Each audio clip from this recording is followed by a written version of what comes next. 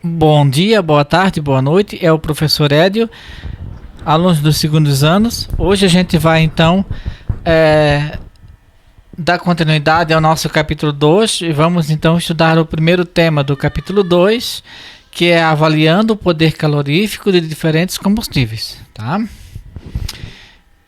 Lembrando que esse assunto se encontra no nosso livro didático, tá?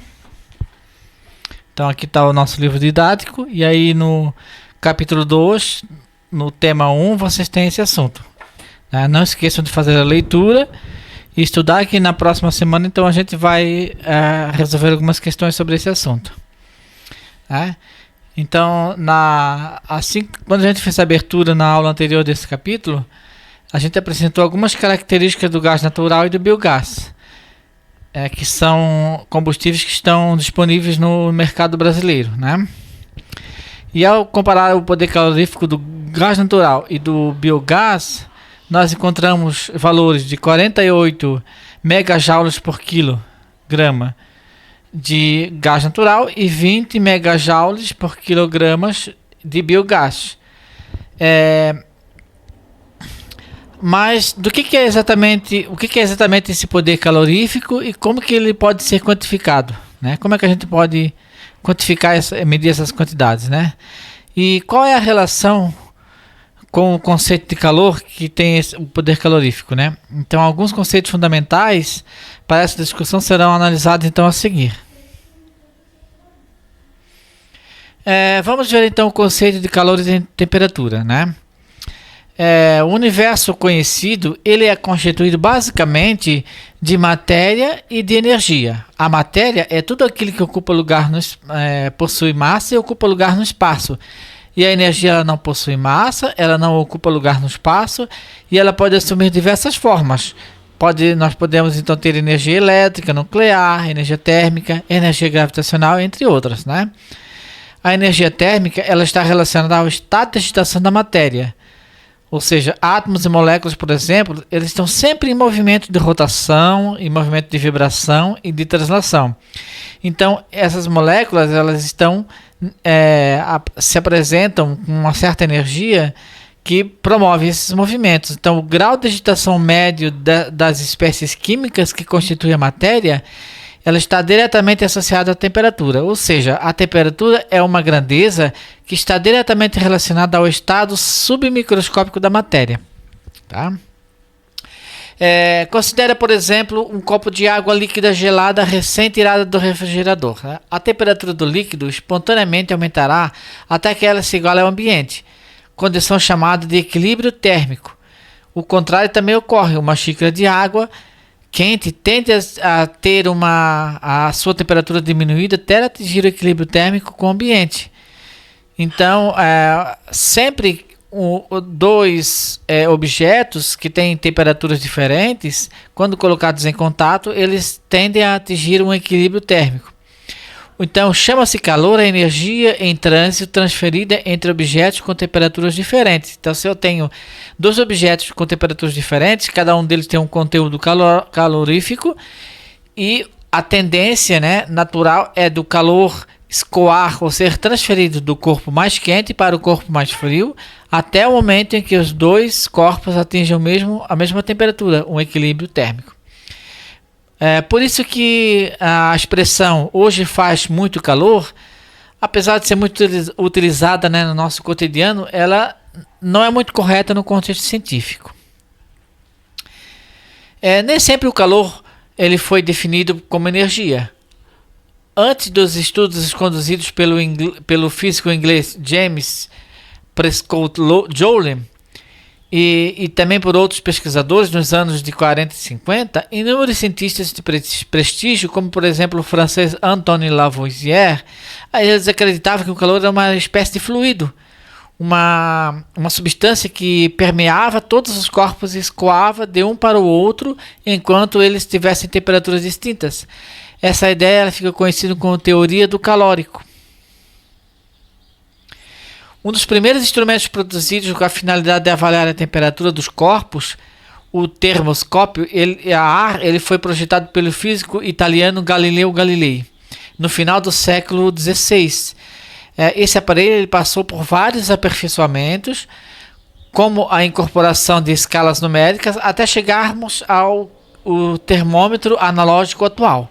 O seu funcionamento está baseado na troca de energia na forma de calor que ocorre entre o corpo, cuja temperatura se queira medir, e o líquido no interior do aparelho, até que se alcance o equilíbrio térmico. Quando colocado em contato com um corpo mais quente, o líquido contido no interior do termômetro, geralmente que é mercúrio ou álcool, ele se expande, pois os átomos que o compõem eles agitam-se com maior intensidade e ficam mais afastados uns dos outros. Esse fenômeno é conhecido como dilatação térmica. Com a calibragem adequada, essa dilatação fornece uma medida de temperatura do corpo. Então, a dilatação térmica desses materiais em contato com a temperatura, numa calibração e numa escala adequada, pode ser utilizada então para medirmos o grau de agitação das moléculas, que seria a temperatura. No Sistema Internacional de Unidades, a temperatura é medida em Kelvin, embora no dia a dia ela possa ser medida também em graus Celsius ou em Fahrenheit, né? Dependendo do lugar do mundo. Em razão do fenômeno da dilatação térmica, o volume de mercúrio presente na parte interna do termômetro ele aumenta quando o aparelho é mergulhado em água morna. A energia na forma de calor sempre se transfere espontaneamente do corpo mais quente para o corpo mais frio. Então esse é o princípio de funcionamento de um termômetro. A escala oficialmente é o Kelvin, mas a gente normalmente utiliza aqui no Brasil o grau Celsius, né? Em alguns países, como a Inglaterra, utilizam o grau Fahrenheit. Uma outra situação que pode ser descrita cotidiana, possui uma descrição cotidiana incompatível com o contexto científico, é o uso do cobertor. Ao contrário do que o conhecimento comum possa indicar, um cobertor ele não proporciona aquecimento. Ele apenas dá a sensação de que está aquecido, ao evitar que o corpo troque energia na forma de calor com o ambiente. Ele exerce o papel de isolante térmico. Considere, por exemplo, os conceitos de calor e temperatura no aquecimento da água líquida para fazer um chá ou café. Ao colocar uma chaleira com água sobre a chama de um fogo a gás ou sobre a chapa de um fogão a lenha, a energia na forma de calor liberada na queima do combustível é transferida para a chaleira, geralmente de metal, que é um material com alta condução térmica, e dela para o líquido em seu interior. Com a energia recebida, as moléculas de água passam a se agitar mais intensamente, de modo que a sua temperatura aumenta. Se a chama do fogão a gás for apagada ou se a chaleira for retirada da chapa do fogão a lenha, as moléculas de água elas passam a ceder energia na forma de calor para o ambiente, até que ambos estarem na mesma temperatura. Tem-se então o equilíbrio térmico. O gás GLP, que a gente chama de gás liquefeito de petróleo, que é o gás normalmente utilizado nos botijões caseiros, né? Ele contém uma mistura de hidrocarbonetos, nas quais o butano é um dos principais constituintes. A combustão do butano ela pode ser representada simplificadamente pela equação, né, C4H10 mais 3,5 de O2, produzindo 4 CO2 e 5 H2O e mais energia. Então essa é uma reação de combustão, né, que libera uma certa quantidade de energia e que a gente chama isso então de processos exotérmicos. Já a passagem da água do estado líquido para o vapor ocorre com a absorção de energia e pode ser representada simplificadamente pela equação H2O líquido mais energia em equilíbrio com H2O gasoso. Esse tipo de fenômeno, onde ocorre uma absorção de energia, são chamados de fenômenos endotérmicos, ou seja, a água absorve energia na forma líquida para passar para o estado vapor. Nesse caso, temos aí um fenômeno físico. Há também fenômenos físicos que liberam energia. Um exemplo é a condensação do vapor de água presente no ar, que ocorre nos vidros dos carros em dias frios, né, com baixas temperaturas. Então, o vapor de água ao se chocar com a superfície fria do vidro, ela se condensa. Então você tem aí uma condensação do vapor de água.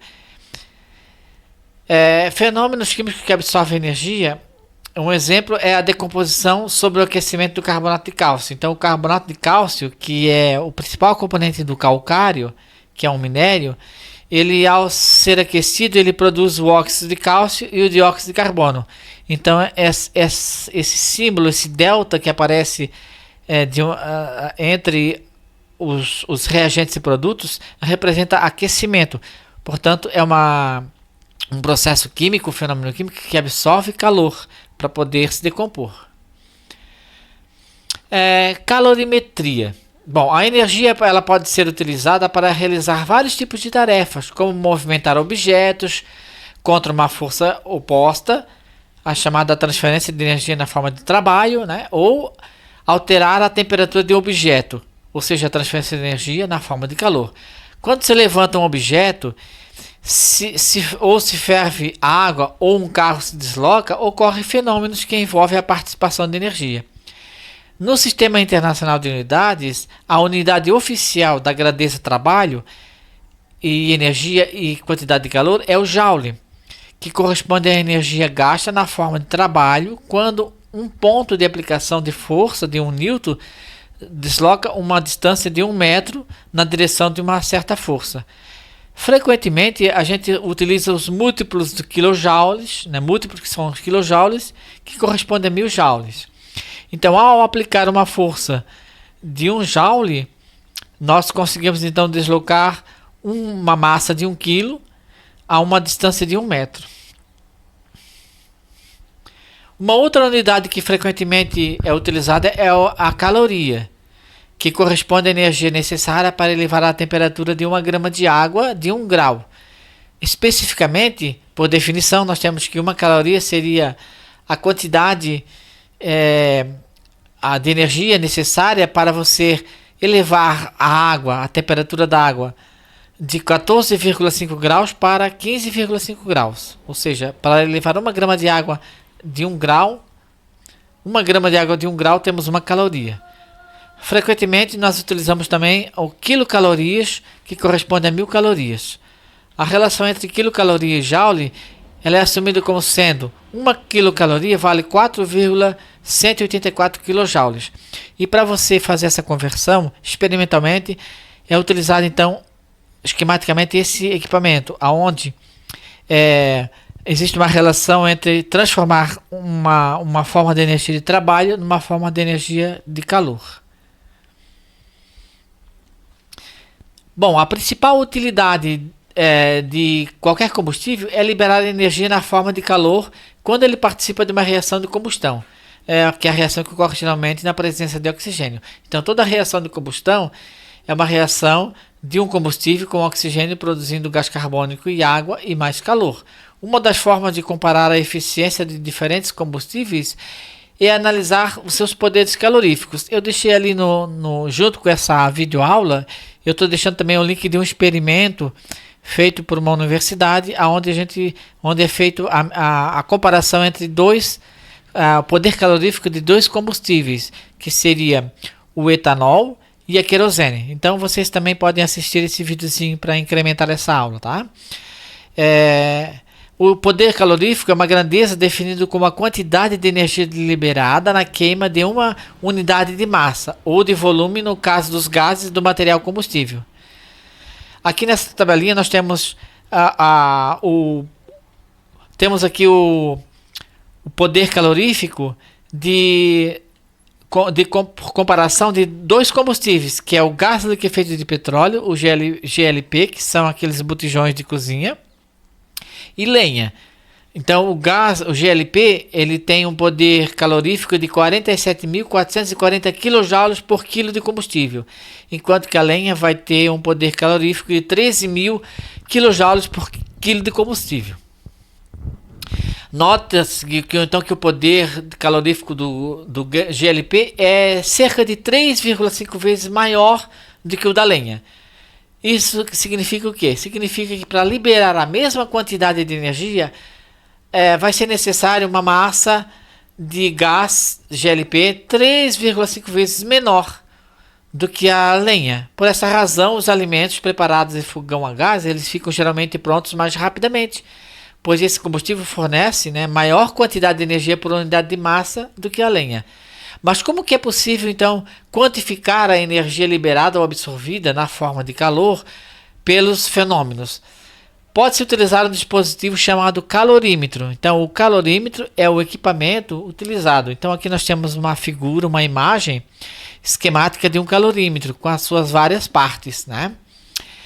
Nesse calorímetro, nós temos na parte 1, nós temos uma câmera na qual o fenômeno é realizado. É ali dentro dessa câmera que ocorre a combustão, né? Alice, em silêncio que eu estou gravando.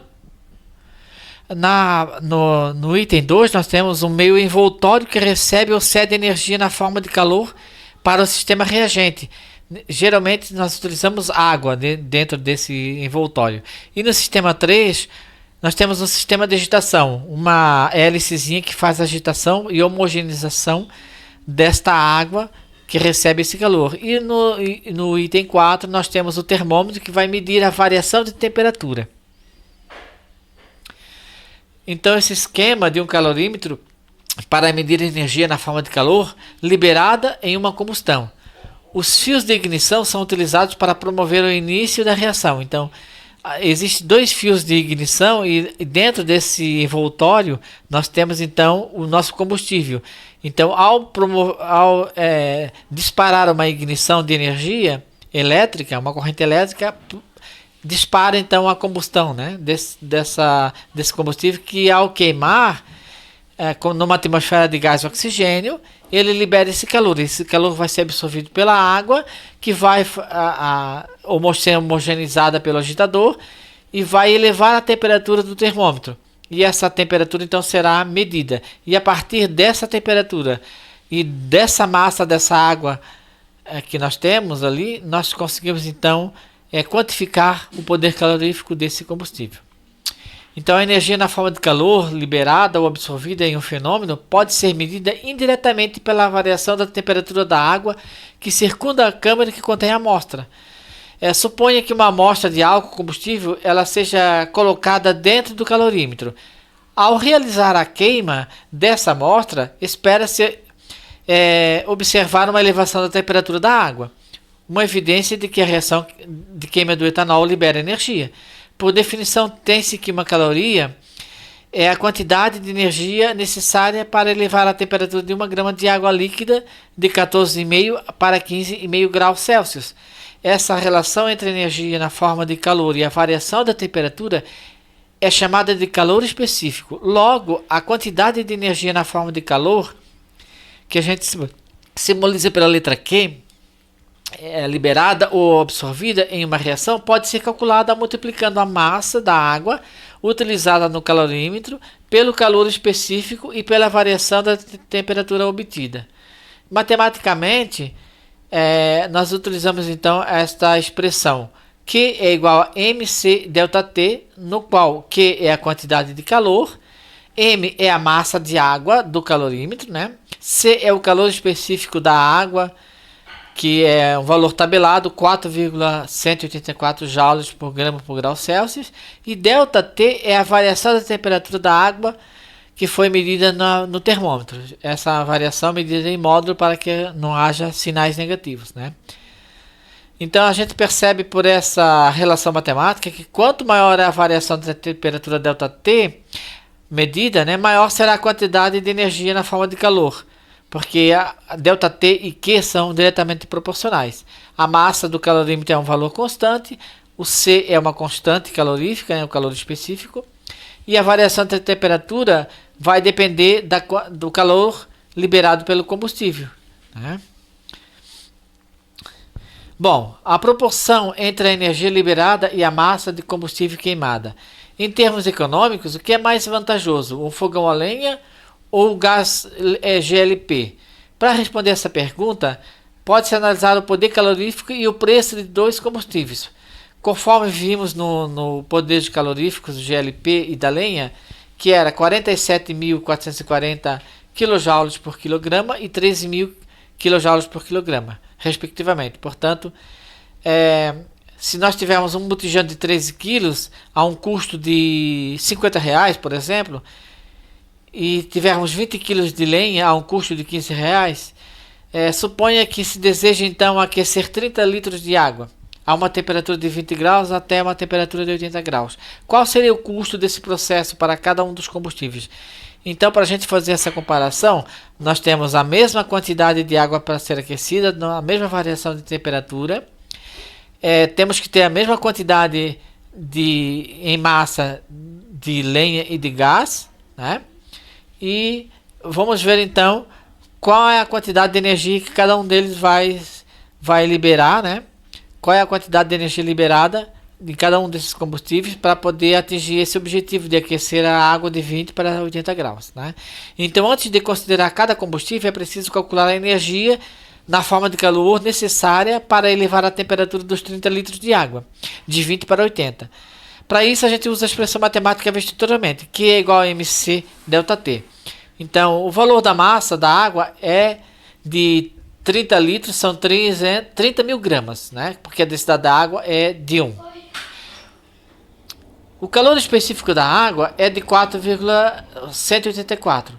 Considerando uma variação de temperatura de 60 graus, ou seja, 80 menos 20, nós temos que Q é igual a 30 mil vezes 4,18 vezes 60. Isso vai dar 7.531,2 kJ. Então, o que representa esse valor, né? Esse valor representa a quantidade de energia que eu vou ter que gastar para atingir o meu objetivo, que é aquecer essa quantidade de águas até 80 graus. Né? Então agora eu preciso saber quanto de gás eu vou... quantos quilos de gás eu vou consumir para poder liberar essa quantidade de calor. Então, se 1 quilo de GLP libera 47.400 kJ, quantos quilos que vai liberar os 7.531,2 kJ? Que seria 0,159 kg de GLP. No caso da lenha, 1 kg de lenha libera 13.000. Quantos quilos de lenha que liberaria os 7.531? Então, seria 0,579 kg. Portanto, eu vou ter que consumir 0,5 kg de lenha ou então 0,15 kg de GLP para atingir o mesmo objetivo. Bom, mas os preços desses dois combustíveis não são os mesmos, então a gente tem que fazer uma regrinha de 3 proporcional para ver o custo de cada um. Então, se 13 kg de gás de cozinha custa R$ 50 aproximadamente, que a gente supôs ali no exercício, e eu preciso então gastar 0,159 kg, isso vai ser quantos reais? Então vai ser 0,61, né? 0,61 reais. Ou seja, 61 centavos, né? E se 20 kg de lenha custam R$ 15, 0,579 kg de lenha, que é o que eu vou consumir lá, vai gastar quantos reais? Vai gastar 43 centavos. Então, eu gastaria 43 centavos de lenha ou gastaria 61 centavos de gás, né? Portanto, considerando os preços apresentados nesse problema fictício, né? Seria uma vantagem financeira utilizar a lenha em vez de GLP para esse aquecimento. É claro que normalmente a gente utiliza o gás de cozinha pela praticidade do gás e pelo fato de ele ter um poder calorífico maior, cozinhar mais rapidamente, né? Pode-se então perceber, com base nos cálculos anteriores, que existe uma relação diretamente proporcional entre massa de combustível e quantidade de energia. Ao dobrar a quantidade de combustível consumido, a quantidade de energia liberada também dobra, né? Isso, né, pressupondo então que as quantidades de combustíveis, que o aumento da quantidade de combustível libera um aumento também proporcional da quantidade de calor, né? Agora, se nós quisermos fazer a comparação entre poderes caloríficos de diferentes combustíveis, né? Então, como apresentado na abertura do capítulo, lá na aula passada, né? O GLP é um gás que predomina nas residências brasileiras. O outro tipo de gás é o gás natural, que também é comercializado com os mesmos fins, porém com menor quantidade. já que o gás natural ele tem outros componentes ali que não são combustíveis, né? Então o GLP normalmente ele é vendido em botijões de 13 quilos, enquanto que o gás natural é comercializado encanado e é medido em metros cúbicos. Uma vez que são comercializados em grandezas diferentes, ou seja, um é em quilo e o outro é em metro cúbico, como que seria possível então comparar os poderes caloríficos desses dois combustíveis, né? Então, ou eu transformo o botijão de 13 quilos em metro cúbico, né? E aí eu teria que ter então as densidades, né? Ou então eu transformo o gás natural em metro cúbico em quilo. Então, uma outra possibilidade seria avaliar a quantidade de energia liberada a partir das mesmas quantidades de matéria, ou seja, mols, né, dos principais constituintes dessa mistura gasosa. Vamos considerar, por exemplo, que o metano, cujo poder calorífico é de 13.249 quilocalorias por quilo, né, é o principal constituinte do gás natural. Cerca de 90% é metano. Então vamos considerar que seja só metano, né? Dado que a massa molar do metano é de 16 gramas por mol, então pode-se estabelecer a seguinte relação matemática: um mol de metano são 16 gramas. Quantos mols seriam para 1 quilo, ou seja, 1000 gramas, né? Então 1 quilo de metano seria 62,5 mols. E para o caso dos 62,5 mols de metano, eu teria então 13.249 quilocalorias, que esse é o poder calorífico, né, de 1 quilo desse gás, né? E 1 quilo são 62,5 mols, que a gente viu na regrinha anterior lá, ó. 1 mol é 16. Qual é o valor de 1 quilo? Né? 1 quilo é 62,5. Né? Então nós temos ali que 1 quilo, né? 1 quilo são 62 mols. Então quantos quilos seria 1 mol? Né? Então 1 mol seria então quantos quilocalorias seria 1 mol? 1 mol então seria 212 quilocalorias ou 887 kilojoules por mol. Eu posso então tanto trabalhar em quilocalorias ou em kilojoules, porque as duas formas de energia são válidas, né? Eu só tenho que fazer todas as contas em quilocalorias ou fazer todas as contas em kilojoules, né? Então sempre trabalhando com as mesmas unidades. Então esse valor representa a energia liberada na combustão completa de 1 mol de gás metano. Realizando os mesmos cálculos para o etano C2H6, presente em menor porcentagem no gás natural, e para o propano C3H8 e para o butano C4H10, presentes em uma proporção próxima de 50% em mol no gás GLP, tem esses seguintes valores. Então temos uma tabela de calores né, calculados para cada gás, né? O C1, o C2, o C3 e o C4. Então, com um carbono, a massa molar 16, a energia liberada seria de 890. E o poder calorífico seria de 55. Já o butano, com 4 carbonos, a massa molar é maior, é 58, né? E a energia liberada seria 2.878, uma energia liberada maior, mas o poder calorífico é menor, é 49,9, né? Então a gente percebe que quando a energia liberada aumenta, o poder calorífico diminui, né? Então percebe-se que nos destaques em vermelho que a energia liberada na combustão por unidade de quantidade de matéria aumenta com o número de átomos de carbono. Então, se 1, 2, 3, 4 carbonos, a energia é 820, 1560, dos 2220 e 2868. Né? Contudo, comparando a energia liberada por unidade de massa e a tendência se inverte, ou seja, quanto maior o número de átomos de carbono na molécula do combustível, menor a energia por unidade de massa.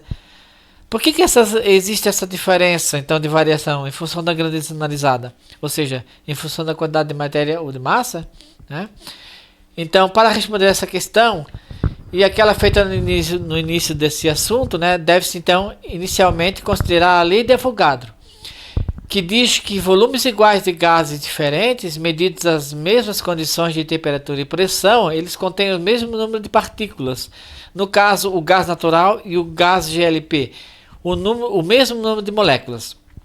Em seguida, para simplificar o cálculo, pode-se considerar que o gás natural é formado exclusivamente por metano, já que 90% dele é metano, né? E que o GLP é uma mistura de 50% de propano e 50% de butano. Daí o valor da energia liberada na combustão de uma mistura de 50% e 50% de propano e butano equimolar, ela pode ser calculada pela média aritmética desses dois valores, ou seja, 2.220 mais 2.868 dividido por 2, temos uma média aí de 2.549 kJ por mol para o GLP. Né?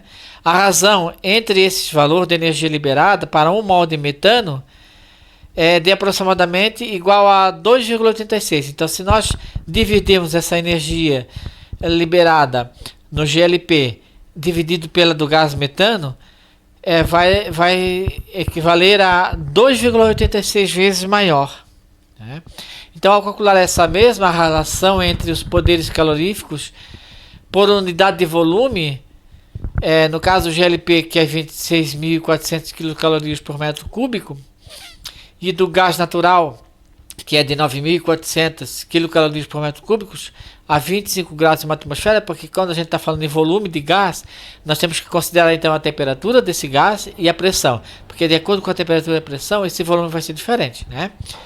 Então chega a ser aproximadamente a mesma razão, ou seja, de 2,81. O que era de ser esperado, né? Já que as quantidades iguais de matérias de gases diferentes ocupam volumes iguais, medidos nas mesmas condições de temperatura e pressão. Né?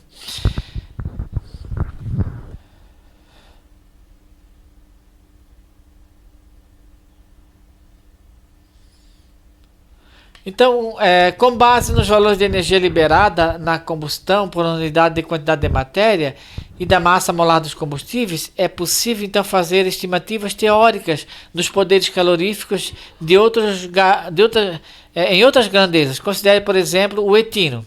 O etino C2H2, que é um gás, né, conhecido como acetileno, que é utilizado, por exemplo, na solda, nas oficinas de soldas, né? Ele também é conhecido como acetileno. E qual seria então o seu poder calorífico em quilojoules por quilograma?